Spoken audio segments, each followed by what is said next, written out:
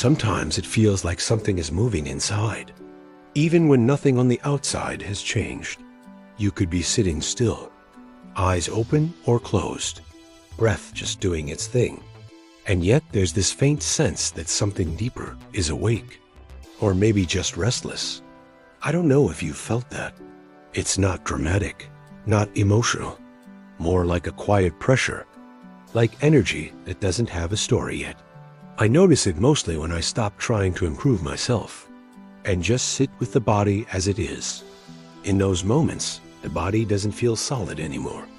It feels layered, almost mechanical, as if something is assembled and something else is waiting to be switched on. That's where my thoughts keep drifting when I sit with the Śiva Saṁhitā. Not as a book, not as instructions, but as a strange kind of mirror. It doesn't seem interested in beliefs or faith. It feels more like someone quietly pointing at a system and saying, "Look, just look closely. This thing you call your body, it's not just flesh and habit. It's wired, tuned, and maybe loaded, like a device that was built for something very specific, but rarely used the way it was designed." Most of us live as if energy is something we run out of. We say we're drained. We recharge with sleep or food or distraction. But this text seems to suggest something else entirely. That there is a kind of energy that isn't consumed by living, only blocked. That it doesn't decrease, it just gets stuck. And when it's stuck, it doesn't disappear. It presses. It twists. It leaks into thoughts, emotions, impulses. Maybe that's why the mind feels noisy for no clear reason.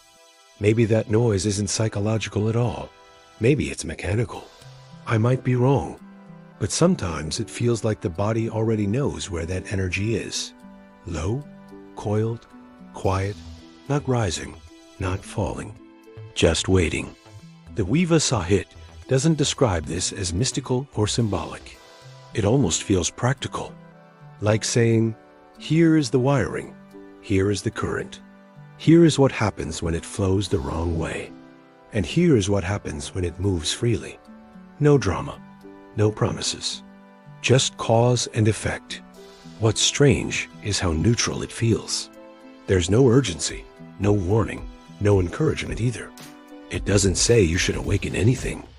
It just shows what happens when certain pathways open, when breath changes direction, when attention stops leaking outward, when the body becomes still enough to listen to itself. The energy doesn't rise because you want it to. It rises because resistance dissolves, because the channel clears, because nothing is pulling it sideways anymore. I notice how often my own body interrupts that process without asking me. A tight jaw, a shallow breath, a nervous twitch in the belly. It's like the system is always self-regulating, even when the mind is pretending to be in charge. And maybe that's the quiet lesson here. That awakening, whatever that word even means, isn't about adding something new. It's about stopping the small unconscious habits that keep the energy folded in on itself. Sometimes I think we romanticize this idea of Kuṇḍalinī, imagining light, visions, explosions of insight. But when I sit with this text, it feels almost boring in comparison, like it's saying, before anything dramatic happens, the system has to be stable, balanced, clean. Otherwise, the energy doesn't enlighten you. It just amplifies the noise that's already there. Fear becomes louder. Desire becomes sharper. Confusion becomes more convincing. Not because the energy is dangerous, but because it's honest. That honesty feels important. Because the Śiva Saṁhitā doesn't separate energy from mind. It doesn't treat them as two things. It feels like one flow, seen from different angles. When energy moves upward, the mind loosens. When the mind tightens, energy knots. They respond to each other constantly. Maybe that's why trying to control thoughts rarely works. You're working at the wrong level. The real switch is somewhere lower, quieter, less visible. I catch myself wondering, how much of my thinking is actually just energy looking for a path? How many thoughts are not ideas, but pressure trying to escape? And if that's true, then no amount of understanding will change anything. Only rearranging the pathways will. Breath, posture, stillness, attention, not as techniques, but as ways of letting the system remember how it was meant to flow. There's something humbling about that. It removes the spiritual ego completely. There's no achievement here, no identity upgrade, just mechanics. Like learning how water moves through a pipe. You don't feel proud when the water flows. You just notice that nothing is blocked anymore. And when nothing is blocked, things get quiet, very quiet. In that quiet, awareness doesn't expand outward. It settles inward. The body feels lighter, not because something left, but because nothing is being held unnecessarily.